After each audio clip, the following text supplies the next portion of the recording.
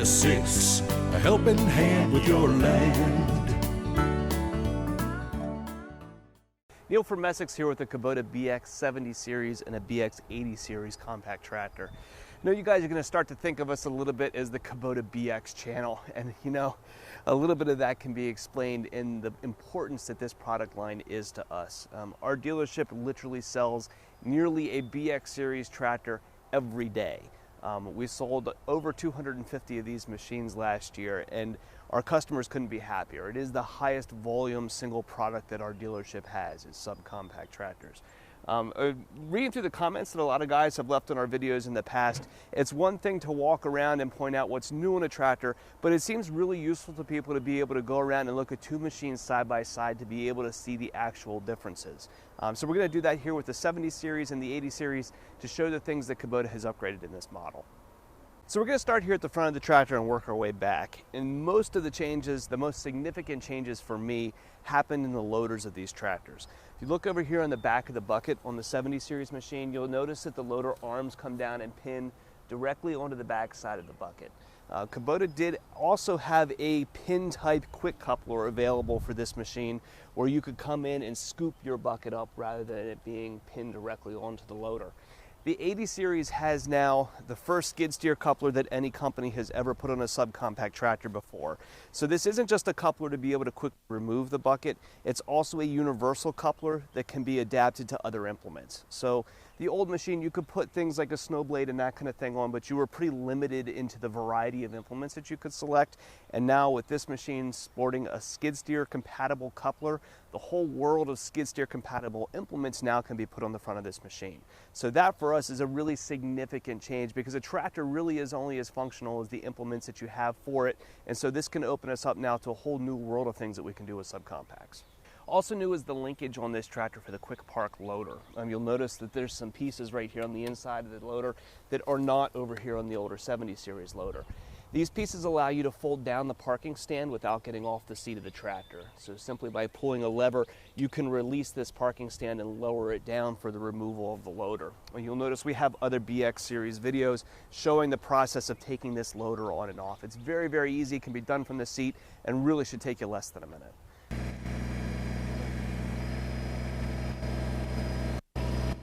Another big change here in the loaders is the way that you disconnect the hoses between the loader and the tractor.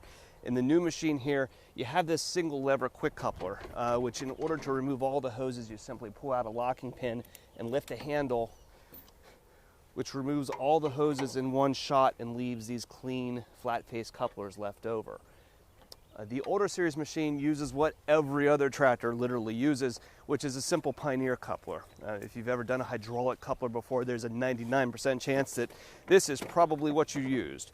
And to do these is actually fairly simple. You pull a collar and they drop off, but when you do it, they tend to lose a little bit more fluid and they can be really finicky under pressure. So the new single lever quick coupler is a really cool feature on that new series tractor and something I really hope that we start to see migrate into other models. The 70 series uses a flip-up hood like all the other BX series before it have done. A simple latch up here and the hood will fold forward. Not a bad solution, but when you want to really dig in and service this tractor, you also need to pull these side covers off here as well to really access the sides of the engine, say, if you're going to change your fuel filters and those kinds of things which are located behind there. On the new series tractor now, the hood is a single piece, so the grill guard here can fold front, and then you have a little lever back here on the side that you can pull. See if I can do this from the opposite side. And the whole hood comes forward as one piece. So you can now get to all of your service points from the side of the machine without having to pull off side cowlings and stuff. Another thing too that I like about this design is that the side panel and the hood are all tack welded together on the inside, just removing body panels that can vibrate against each other. So you should hear some less shakes and less rattles on this tractor because there's not as many seamed parts as there are on the older models. Most of the things that are down here under the hood are the same as the older tractors were. It's exactly the same engine, same radiator and air cleaner setup that's been used for years. One new thing down here though is this canister plastic looking thing. You may look at that and initially think emissions equipment, and it's not. It is there solely to hold down the noise from the tractor. When they switched to this hood design, apparently one of the things the operators were able to notice was a difference in the engine tone and engine noise. And so this was put on here in order to quiet the air intake to keep the engine running quiet. From the operator's platform, there are a lot of changes and a lot of updates. Most noticeably is the dash. When you look at the dash on the new 80 series, the gauges are all analog and they're backlit versus the older series machine that used an analog tack but a digital gauge for a lot of the fuel levels and those kinds of things. This was lit, but not nearly as visible and nearly as easy to read as what the newer 80 series dash is. So there's some nice improvements there. Also on this machine, you'll notice that the steering wheel tilts. There's a lever right here on the dash that you can do, and the steering wheel will tilt up and down versus the older series that were fixed in place. The one nice thing that we like about tilt wheels is it lets you adjust for a larger or smaller operator. It's not so much as a positioning thing of where you want your hands to be, but if you're short and you need to be closer to the wheel, tilting it down brings it closer to you. Or if you're a larger operator and you need a little bit more space, folding it up gets it away from you. So having a tilt wheel can accommodate a larger variety of operators comfortably. You'll notice too that the loader stick has changed. Big change for us in that now you can set your elbow right up here on the seat and have your hand rest right here on the loader control. There's also a third function valve that can give front hydraulics out the loader with buttons that will go onto this knob. On the older series, your loader valve is out in front of you. This is fairly common on other tractors, but having it to the side is usually a more comfortable operating position. And having those third function options available from the factory is really nice as well. We've been able to do third functions on these tractors by working the hydraulics up ourselves, but when the factory makes kits available to us, it always comes out a lot cleaner and a lot nicer, more polished than when we work things up in the shop.